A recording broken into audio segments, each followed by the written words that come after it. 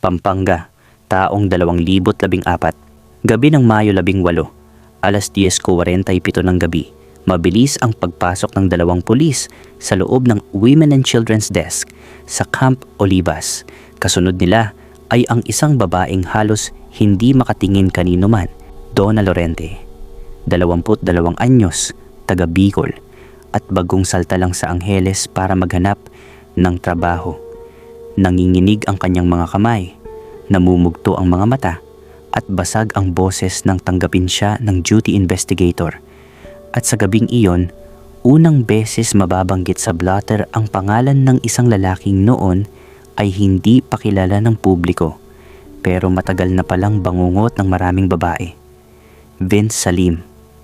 Ayon kay Donna, nakilala niya si Vince sa social media. Nagpakilalang may koneksyon daw sa mga talent agency sa Clark. Magaling magsalita, magaling pumurma, at may tikas na parang propesyonal. Hindi siya agresibo noong una, hindi bastos, hindi manyak, kaya mabilis nakakuha ng tiwala. At para sa isang probinsyanang kagaya ni Donna na nangangarap makaahon at makapasok kahit sa maliit na modeling gig, sapat na ang pangako para subukan ang oportunidad. Pero matapos ang ilang linggo ng pag-uusap, doon na nagsimulang lumitaw ang pattern. Nang ayain siya ni Vince sa isang audition shoot, mga dinner meeting at mga private session. At sa bawat pagkikita, isang bagay ang hindi nabibigo. Si Vince ang laging panalo. Laging may kapalit. Laging may hinihingi. Dahil ang modus pala ng lalaking ito ay tungkol lamang sa kalibugan o pagpaparaos. Sasabihin niyang may photoshoot sa nirentahang kwarto sa hotel. At kapag sumama ang babae, doon na niya ito sasamantalahin at titikman. Kadalasan, ang mga nabibiktima niya ay hindi na nagrereklamo dahil sa pangako ng trabaho. At pagkatapos niyang gamitin ang babae, binabayaran lamang niya ito ng 3,000 piso. Minsan, paulit-ulit pang nakikipag-meet ang mga babaeng nabiktima niya dahil sa mga pangako nitong trabaho at kung ano-anong pang-uuto. Ngunit kapag may nahanap na siyang panibagong biktima na mas maganda, sa kanya puputulin ang komunikasyon sa dati niyang babae. Ang galing ng diskarte, hindi ba? Hanggang sa dumating ang gabing hindi na kinaya ni Donna ang konsensya at hiya sa sarili. Matapos ang nangyari sa kanilang dalawa, binigyan siya ni Vince ng 3,000 piso, pera raw para sa ginugol niyang oras, para wag na siyang mag-alala, at para magkahiwalay sila ng maayos. Doon niya tuluyang naunawaan na hindi siya espesyal, hindi siya alaga, at lalong hindi siya tinutulungan ni Vince para abutin ang pangarap. Isa lang pala siyang target, isang kuwento sa mahabang listahan ng mga kababaihan na pinaniwala, pinaasa, ginamit at saka binayaran para umalis na parang wala lang. At sa gabing iyon, si Donna ang naging unang babaeng naglakas loob magsampa ng reklamo. Hindi dahil gusto niyang pag-usapan ang nangyari sa kanya, kundi dahil natuklasan niyang marami pa palang iba. Ilan sa mga pangalan ay hindi na lumaban, at ang iba ay tila napilitang tumahimik kapalit ng maliit na halaga. Iisa ang pattern, iisa ang estilo, at iisa ang script. At halos lahat ng biktima, iisang pangalan ang nasa dulo. Si Vince Salim. Sa mga sumunod na araw, isang tanong ang binitawan ng mga investigador. Ilang babae pa ang nabiktima ng taong ito bago may naglakas loob magsalita. Bago pa man lumapit si Donna Lorente sa Angeles, hindi niya alam na ang mundong papasukin niya ay may halimaw na matagal nang nagkukubli sa anyo ng isang gwapo, maamo at mapanlinlang na lalaki. Si Donna, 22 anyos, panganay, tahimik, masunurin, at puno ng pangarap. Lumaki siyang may takot sa Diyos, may respeto sa magulang, at may simpleng paniniwala. Kapag mabait ka sa tao, babait din sila sa'yo. Iyon ang pagkakamali niyang pag-aakalang totoo sa lahat. Galing Bicol si Donna, pamilya niya'y hirap pa sa hirap, butas ang bubong, ipit sa utang, at siya ang pinakaasahan. Kaya nang makakita siya ng oportunidad sa Pampanga, kumapit siya, hindi dahil sa yabang, kundi sa responsibilidad. Gusto niyang makaahon. Gusto niyang maging modelo, kahit pa maliit na gigs lang, basta may pag-asa. Doon nagsimula ang pangarap at doon din pala magsisimula ang bangungot. Sa kabilang banda, ibang klaseng nilalang si Vince Salim. Sa trabaho kilala siyang marespeto, palangiti, galante at magaling makisama. Call center agent sa Clark, laging malinis ang porma, laging mabango at may tindig na parang artista. Pero sa labas ng opisina, ibang nilalang. Isang taong sanay magbalat kayo. Hindi man siya kriminal na armado, mas delikado siya dahil ang ginagamit niyang armas ay komunikasyon, emosyon at panlilinlang. Matagal ng modus ni Vince ang pambibiktima ng kababaihan. Higit 5 taon na niyang laro ito. Nakikipagkilala sa social media o sa mga mall, nagpapakita ng konting respeto, konting effort, konting pangarap. Kapag nakuha na ang tiwala ng isang babae, unti-unti niya itong bibiyakin sa ego, sa pag-asa, sa tiwala. Hindi siya namimilit. Mas malala, hinihila niya ang biktima sa gusto niya gamit ang mga pangakong alam niyang hindi niya kailanman tutuparin. Sa simula, hindi halata kay Vince ang kalikasan niya. Mabilis siyang nag-a-adjust. Inaangkop niya ang paraan niya depende sa babae. Hindi siya marahas. Artful ang panlilinlang. Sa level na ito, ipapakita natin kung paano niya unti-unting hinatak si Donna mula sa pag-asa hanggang sa pagkontrol para malinaw rin sa mga nakikinig kung ano ang dapat bantayan. Madalas kunwari niyang nagmamalasakit.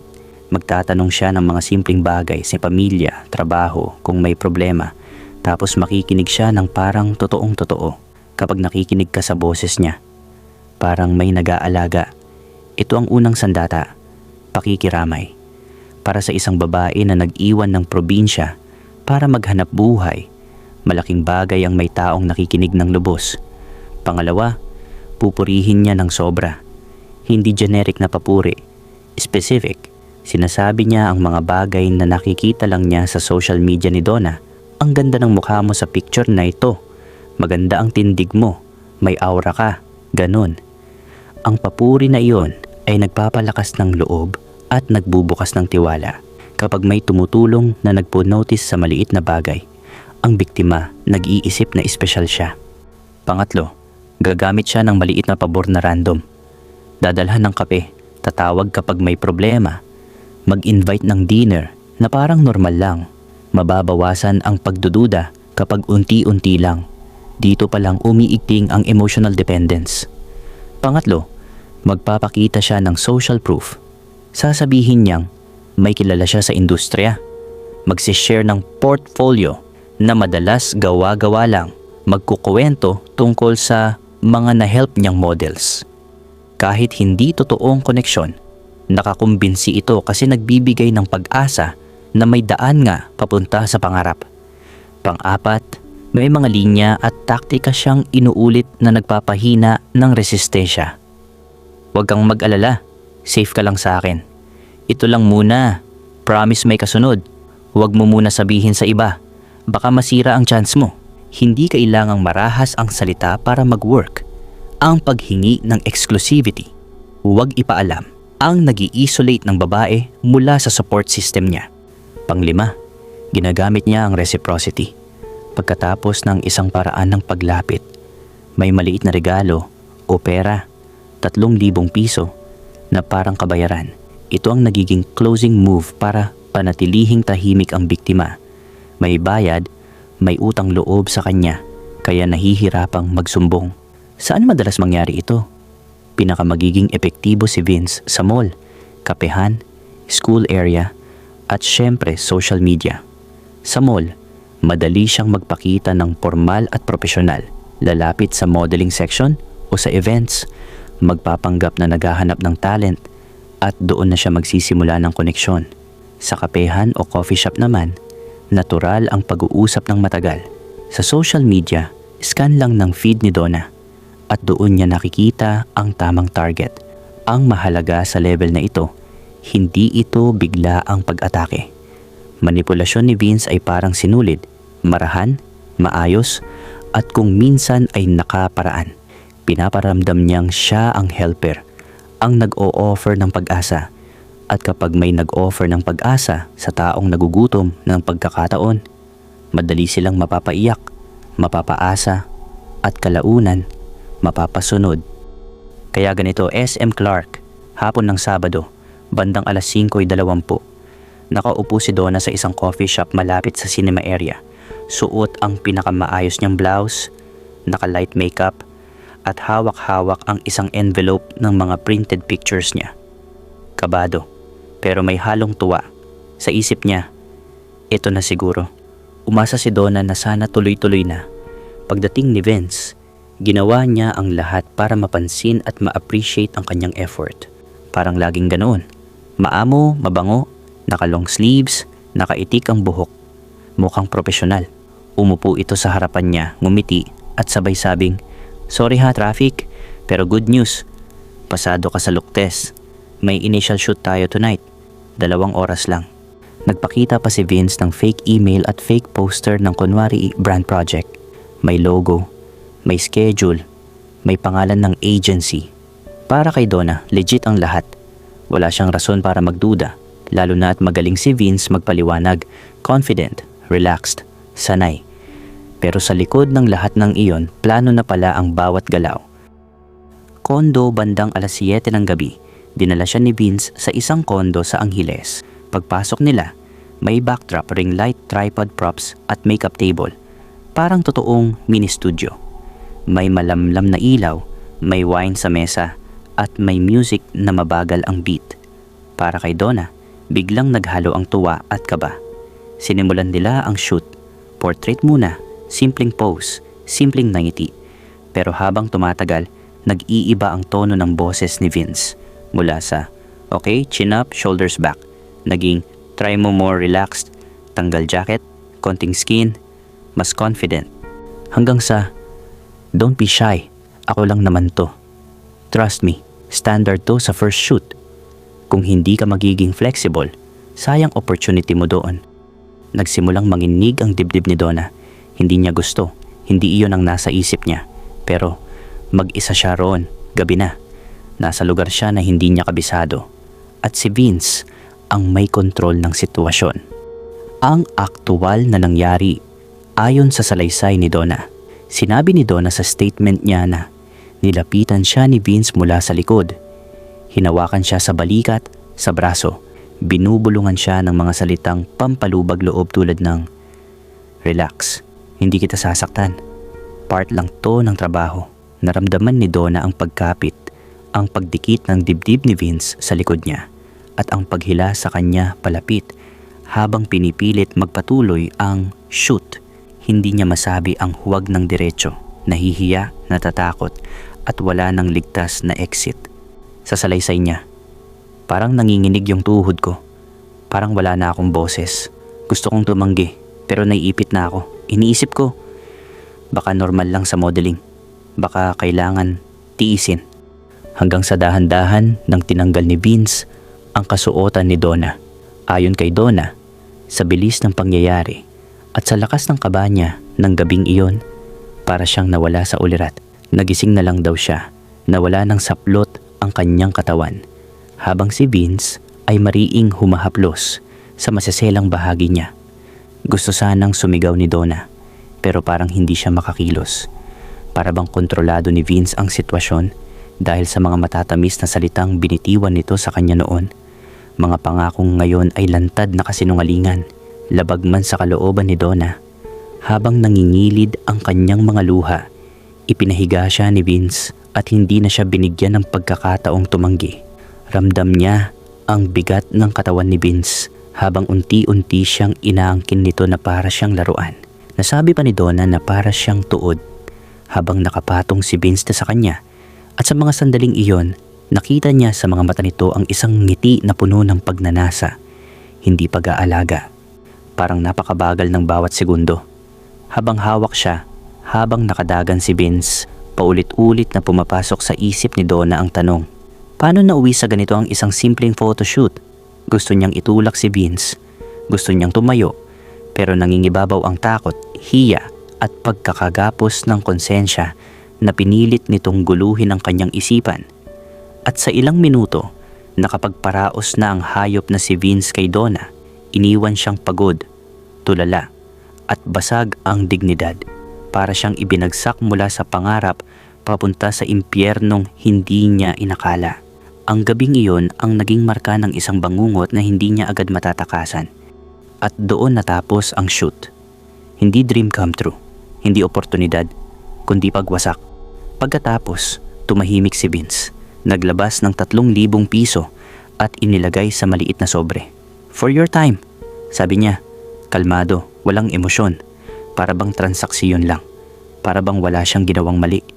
Para bang hindi tao ang kaharap niya, kundi gamit. Umuwi si Donna ng gabing iyon sa inuupahang apartment kung saan nandoon ang isa niyang kaibigan na galing din sa kanila sa Bicol. Doon siya pansamantalang nakikitira. Hindi umiiyak, hindi galit, wala. Blanko, tulala. Tinatanong ang sarili. Ginusto ko ba ito? Kasalanan ko ba ito? Normal ba talaga sa modeling? Pero sa elevator bago siya lumabas, may nakita siyang isang magandang babae. May hawak na folder at envelope. Naka-light makeup, naghihintay sa guard. Kinabahan siya. "Ako rin ba ang susunod niyan? Ilan na kaya kami?" sabi ng babae. At sa gabing iyon, nagsimula nang mabuo sa isip ni Donna ang isang katotohanan ng mas masakit pa sa nangyari. Hindi siya special. Isa lang siya sa koleksyon. Kinabukasan, nagising si Donna na mabigat ang dibdib. Hindi siya makatingin sa salamin. Para siyang lumulutang, para siyang nawala sa sarili. Pero sa halip na ilayo ang loob sa nangyari, mas lalo siyang nahulog sa tanikala ni Vince dahil sa takot, sa hiya, at sa pag-asang baka may kapalit pa rin ang ginawa niya. Gabi ng Lunes, nag-message si Vince. "May next shoot, mas malaki bayad. Huwag kang mawawala." Simple lang ang linya pero tagos. May halong pangako, may halong utos. Si Donna, hindi makasagot agad pero sa huli bumigay pa rin. At muling nagkita sila sa parehong lungsod, sa parehong building, sa parehong hallway na may ilaw na malamlam. Habang naglalakad sila papasok ng unit, si Vince ay kalmado, mahinahon, parang walang nangyari kagabi. May maliit siyang ngiti na hindi mo mabasa kung masarap o mapanganib. Sa loob ng kondo, iba ang atmosphere. Walang backdrop, walang props. Ilaw lang sa lampshade at malamig na aircon. Tahimik. Delikado ang katahimikan. Umupo si Donna sa gilid ng kama, pikit ang kamay, hindi mapakali. Si Vince naman dahan-dahang lumapit, parang alam niya ang bawat kilos. Parang sanay na sanay. Lumapit si Vince sa likod niya. Marahang hinawi ang buhok palabas ng batok. Walang salita, walang tanong. Puro presensya lang. Mabagal. Sinadya. Pinaparamdam na siya pa rin ang may kontrol. Huminga siya malapit sa leeg ni Donna. Eksaktong distansya na nagdadala ng kilabot at init ng sabay. "Relax," bulong ni Vince. Mababa, mabagal, manipuladong tono. Hawak ni Vince ang balikat ni Donna. Marahang dinidiinan. Hindi marahas pero may diin na nagpapaalala na wala itong kawala. Dumikit ang dulo ng daliri niya sa braso, bababa sa siko, tapos sa pulso. Mabagal. Sinusukat kung hanggang saan ang kaya ng babae. Si Donna, hindi makasigaw, hindi makaiwas. Nakapikit lang, humihinga ng mababaw. Ang buong katawan niya ay parang nakapako. Hindi dahil gusto niya, kundi dahil natatakot siyang tumanggi. At sa bawat galaw ni Vince, mas lalo siyang nalulunod sa pakiramdam na wala na siyang boses. Hindi man niya gustuhin, ang utak niya ay pinaglalaruan ng tanong. Baka ito na ang kailangan kong tiisin. Baka kapag tapos na to, magiging totoo ang pangako niya. Sa likod niya, nakayakap na ang mga braso ni Vince. Hawak siya parang pag-aari. Parang sinusulit ang takot at kahinaan niya. Walang halik, walang salita. Pero ang tensyon sa loob ng kwarto ay kasing bigat ng pinto na sinarhan kanina. Pinto na hindi niya alam kung kaya pa niyang buksan paalis. Dahil dito, muling ginawa ni Vince ang kahalayan niya sa babae. Si Donna, na umaasa na naman, ay wala pa ring nagawa. Oo, hindi nga siya hinahalikan sa labi ni Vince. Pero ang buong katawan naman niya ang dinadampian ng bibig nito. Ayon pa sa salaysay ni Donna, para raw hayok na hayok si Vince, na para bang manyakis talaga. At ito na ang pangalawang gabi na may nangyari sa kanilang dalawa. Hayop! Iyon ang malinaw na paliwanag ni Donna. Ang mas masaklap pa, may hawak na video camera si Vince. Habang maligayang ginagawa nito ang kalaswaan kay Donna, Nire-record pa niya ang lahat. Sabi niya, para lang daw sa personal na gamit iyon. Pero kalaunan, ginamit pala iyon ni Vince bilang panakot kay Donna, pati na rin sa ilan pang biktima. Kapag hindi daw sila susunod sa gusto niya, ilalabas niya sa internet ang video scandal upang gawin silang kahihiyan. Ayon kay Donna, naulit pa ng ilang beses ang ganitong ginagawa sa kanya ni Vince. Hindi niya alam na may iba pa palang mga babae na hawak din ni Vince. Pareho niyang iniikot, tinatakot at inuuto-uto. At bago matapos ang gabi, muling inilabas ni Vince ang sobre, 3,000 piso. Parehong halaga, parehong ngiti, parehong linya. Good job, huwag kang mawawala. May susunod pa. At doon tuluyang gumuho si Donna.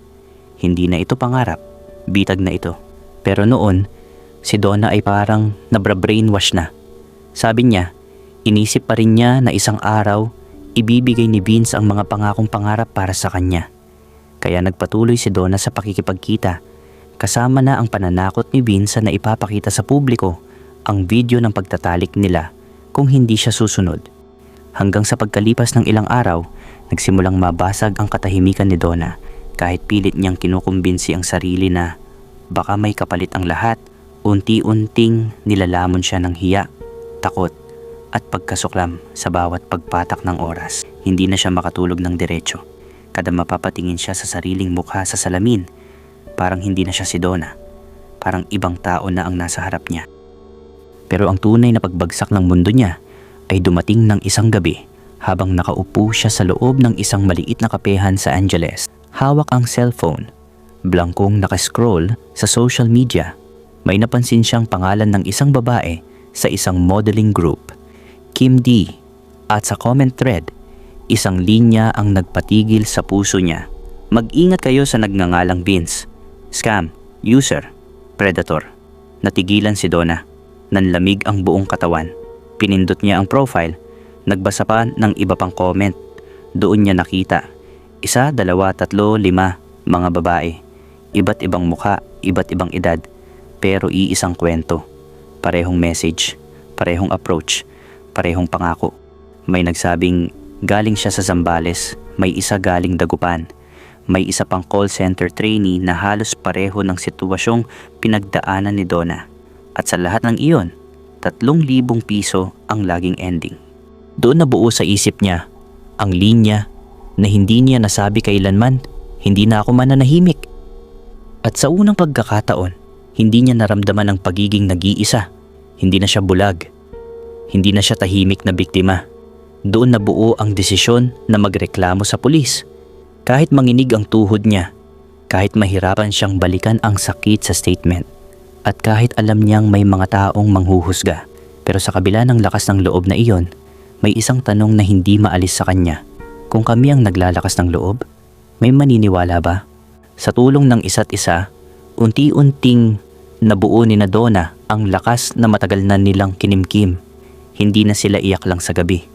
Hindi na sila tahimik na nagtatago sa hiya. Sa guidance ng women's desk at sa payo ng isang volunteer counselor, sabay-sabay silang nagpunta sa presinto para pirmahan ang mga affidavit. Isa-isa nilang inulit ang bangungot na pilit na nilimot. Pero ngayon, hindi para maalipin ng alaala, kundi para gamitin itong bala laban kay Vince Salim.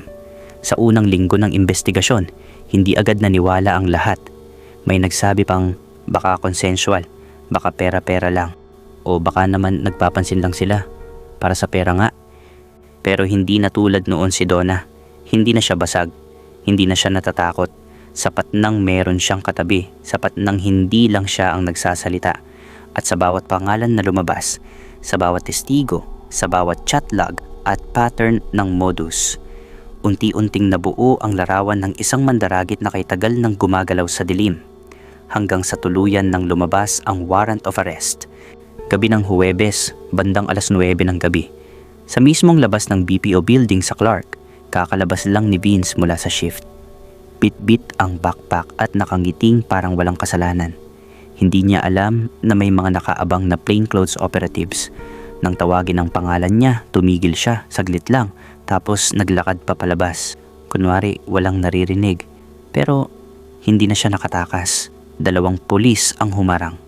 isang kamay sa balikat, isang linya sa tenga. Vince Salim, inaaresto ka sa reklamong acts of lasciviousness, estafa at violence against women. Doon na siya napatingin, nawala ang ngiti, nawala ang kumpiyansa. At sa unang pagkakataon, kita sa mga mata niya ang takot. Hindi dahil may konsensya siya, kundi dahil hindi niya akalaing tatama ang bala pabalik. Habang kinukuhan siya ng mag-shot, biglang isa-isang dumating ang mga babae, hindi para mang-insulto, hindi para makipagsigawan, kundi para tapusin na ang kabalbalang ginagawa ni Vince sa mga babaeng tulad niya. Si Donna ang pinakahuling pumasok sa hallway ng presinto. Hindi siya lumapit, hindi siya umiyak. Tumayo lang siya sa dulo, tahimik, nanginginig ang dibdib pero matatag ang loob. At nang sandaling nagtama ang kanilang mga mata, isang bagay lang ang pumasok sa isip niya. Tapos na ang takot. Hindi ka na ulit makakapambiktima. Tanong niya sa sarili habang pilit na inaalala ang mga nangyari. Lumipas ang mga buwan. Habang tumatakbo ang kaso, isa-isa pang lumutang ang ibang biktima na dumaan sa parehong trauma, panlilinlang, pang-aabuso at panggagahasa. Sa tulong ng kanilang mga salaysay, ebidensya at chat logs, tuluyang napatunayan sa korte na si Vince Salim ay hindi recruiter, hindi talent scout, kundi isang mandaragit na ginamit ang pangarap ng kababaihan para ibagsak sila sa impyerno ng kahihiyan. Sa ilalim ng RA 8353 o Anti-Rape Law, nahatulan siya ng reclusion perpetua o habambuhay na pagkakakulong.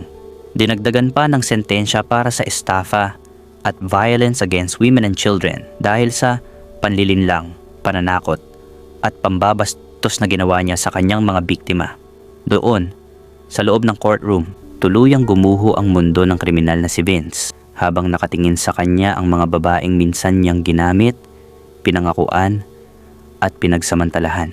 Hindi na siya nakaporma, hindi na siya nakangiti at wala na ang tikas na ginagamit niyang panlansi. Hindi niya akalaing darating ang araw na mismo siyang huhusgahan ng batas at ng mga babaeng akala niya ay habambuhay na mananahimik. Si Donna, unti-unting bumalik sa sarili. Hindi na modelo ang pangarap niya. Mas totoo at mas simple na ngayon ang magkaroon ng buhay na hindi kontrolado ng takot, hiya at alaala ng panggagahasa. At sa bawat gabi, bago siya matulog, iisa ang panatang baon niya sa puso at isipan. Hindi ako babagsak sa sakit. Hindi ako magiging katahimikan lang. Hindi ako biktima. Ako ang nagwakas sa kriminal na lalaking iyon. At doon nagtapos ang kwento ng isang babae na ginamit, niloko, pinagsamantalahan at sinira. Pero sa huli, siya rin ang naging dahilan kung bakit tuluyang nagdusa ang lalaking mapagsamantala sa kahinaan ng iba.